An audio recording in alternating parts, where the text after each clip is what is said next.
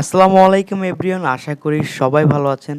আপনাদের দোয়ায় আমিও ভালো আছি। আজকে খুবই গুরুত্বপূর্ণ একটা বিষয় নিয়ে আলোচনা করব, যেটা আপনার লাইফ হয়তো চেঞ্জ করে দিতে পারে। বিষয়টা হচ্ছে কঠোর পরিশ্রম করে কিভাবে ধনী হওয়া যায়। এটার একটা কৌশল, ছোট্ট একটা কৌশল আপনাদের আমি বলবো। আমরা অনেকেই অনেকভাবে পরিশ্রম করি, বাট কেউ আমরা ধনী হইতে পারি না। ধনী বলতে কি বোঝায়? আমি দিন শেষে একটু ভালো থাকবো। দিন শেষে নিজের একটা সুচিকিৎসা ব্যবস্থা থাকবে। বাচ্চাদের জন্য একটা শিক্ষা সুন্দর ব্যবস্থা থাকবে। এইটাই আমি ধনী মনে করি ভাই। তো এই বিষয়টা নিয়ে আলোচনা করব। তার আগে বলবো, প্লিজ আমার চ্যানেলটা সাবস্ক্রাইব করবেন। কারণ আপনাদের সাবস্ক্রাইব পেলে আমি খুবই অনুপ্রাণিত হই। আমার খুবই ভালো লাগে। আপনাদের ভাই হিসেবে আমি একটা সাবস্ক্রাইব চাইতেই পারি। একটা সাবস্ক্রাইব করলে আপনার কিছুই হবে না। সো চলেন ভিডিওটা শুরু করি। তো প্রথমে আমি বলব, কঠোর পরিশ্রম করে ধনী হওয়ার ছোট্ট একটি কৌশল। দেখেন, কঠোর পরিশ্রম করে ধনী হওয়ার জন্য সবচেয়ে এবং ছোট কার্যকরী কৌশল হলো, আপনার আয়ের 20% সম্ভাব্য হলে বেশি, আপনার আয়ের 20% বা সম্ভব হলে তার বেশি প্রথমে সঞ্চয় এবং বিনিয়োগের জন্য আলাদা করে রাখুন। সরি, আমার কথা একটু আটকায় যায়, এটার জন্য আমি আসলে সরি। তো মনোযোগ দিয়ে শুনবেন। তো আপনার আয়ের 20% বা সম্ভব হলে তার বেশি সঞ্চয় এবং বিনিয়োগের জন্য আলাদা করে রাখুন। এখন বিনিয়োগ করবেন কোথায় বা সঞ্চয় করবেন কোথায়? দেখেন, সঞ্চয় করা হচ্ছে আপনি টাকাটা ঘরে রেখে দিলেন, এটা হচ্ছে সঞ্চয়। আর বিনিয়োগ, আপনি বিনিয়োগ যে কোনোভাবে করতে পারেন। দেখেন, এখন বাংলাদেশে অনেক ধরনের বিনিয়োগের সিস্টেম আছে। আপনি স্টক মার্কেটে গিয়ে স্টক কিনে রাখতে পারেন। দেন আপনি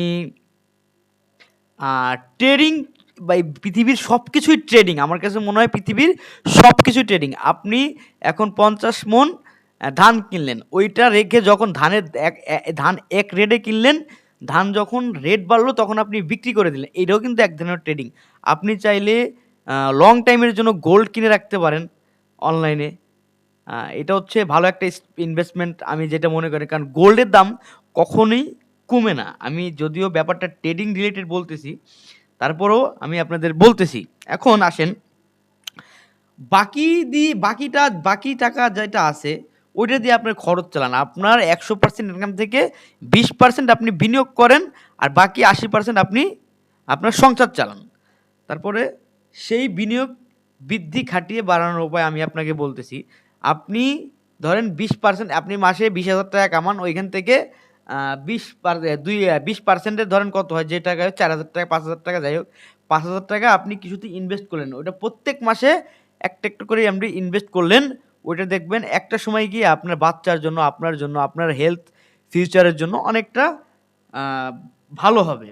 এখন কৌশলটির মূল কথা যদি আমি আপনাদের বলি, নিজেকে প্রথম মানে নিজেকে প্রথমে প্রধান নিজেকে প্রথমে অর্থ প্রদান করুন, যেটাকে বলে পে ইউর সেলফ। বেতন পাওয়ার সাথে সাথে খরচের আগে সঞ্চয় এবং বিনিয়োগের টাকা সরিয়ে ফেলুন। আপনি বেতন যা পাবেন, হ্যাঁ, বেতন যেটা পাবেন সেইটার মাসে আপনার কত টাকা খরচ হবে আর কত টাকা আপনি বিনিয়োগ করবেন, এটা আলাদা করেন। হ্যাঁ, এটি আপনাকে আর্থিক শৃঙ্খলা শেখাবে। আর্থিক শৃঙ্খলা বলতে, আপনার যে বেতনের টাকা থেকে আপনি দিন শেষে টাকা কিন্তু ঠিকই আপনি যদি 1,00,000 টাকা বেতন পান, ওইটা খরচ হবে, কিন্তু ওইখান থেকে আপনি যদি 20% আপনি সরাই ফেলেন, ওই টাকাটাই দেখবেন আপনার সেভ হবে। এখন 2 নম্বরে আসেন, চক্রবৃদ্ধির সুদের হার, পাওয়ার অফ কম্পাউন্ডিং। এই সঞ্চিত অর্থ যত দ্রুত বিনিয়োগ করা শুরু করবেন, তত দ্রুত বৃদ্ধি সুদের কারণে আপনার সম্পদ বাড়তে থাকবে। আপনি বেতন পাওয়ার সাথে সাথে যেই টাকাটা, ওই 20% বলছিলাম, 20% যত তাড়াতাড়ি আপনি বিনিয়োগ করবেন, সেই টাকাটা তত তাড়াতাড়ি আপনার বাড়তে থাকবে। এই সময়ের ব্যবহার করে ধনী হওয়ার মূল একটা চাবিকাঠি ভাই।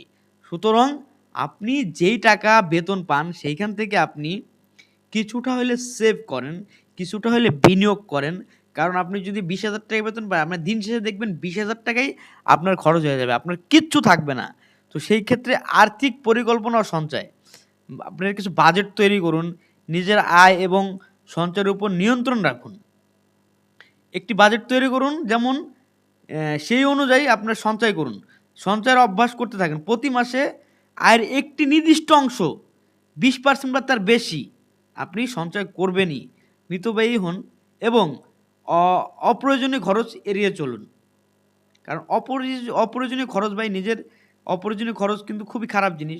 আমার এটা লাগবে না, আমি এটা কিনতেছি, তার মানে এটা খরচ। ওই টাকাটা আপনি ইনভেস্ট করতে পারতেন। ওই টাকাটা আপনি ইনভেস্ট করতে পারেন। আয়ের উৎস বাড়ানোর বৃদ্ধি। আপনার উপার্জন বাড়ানোর জন্য নতুন পথ খুঁজুন। যেমন বেতন বৃদ্ধির জন্য আলোচনা করা, অতিরিক্ত সময় কাজে লাগানো, দ্বিতীয় চাকরি করা, নতুন ব্যবসা করা। অনেকজনে অনেক কিছু করতেছে। শুধু চাকরি করেই আপনি ধনী হইতে পারবেন না, উদ্যোক্তা হইতে পারবেন। আপনি ছোট ছোট ইনভেস্ট করে উদ্যোক্তা হইতে পারবেন। অনেক সিস্টেম আছে ভাই, অনেক সিস্টেম আছে। কঠোর পরিশ্রমের সাথে সাথে সঠিক অভ্যাস। পরিশ্রমের সাথে সাথে আপনার সঠিক অভ্যাস রাখতে হবে। যেমন লক্ষ্য নির্ধারণ, সুস্পষ্ট আর্থিক লক্ষ্য ঠিক করুন এবং সেই অনুযায়ী পরিকল্পনা করে কাজে নামুন। আমার কথা বুঝতে পারছেন? ধারাবাহিকতা, কঠোর পরিশ্রমের সাথে ধারাবাহিকতার বজায় রাখার খুবই জরুরি। কেননা কাজ শুরু করে তা শেষ না করা পর্যন্ত লেগে থাকতে হবে। আপনি একটা কাজ করলেন, ওটা শেষ না হওয়া পর্যন্ত আপনি হাইরা গেলেন।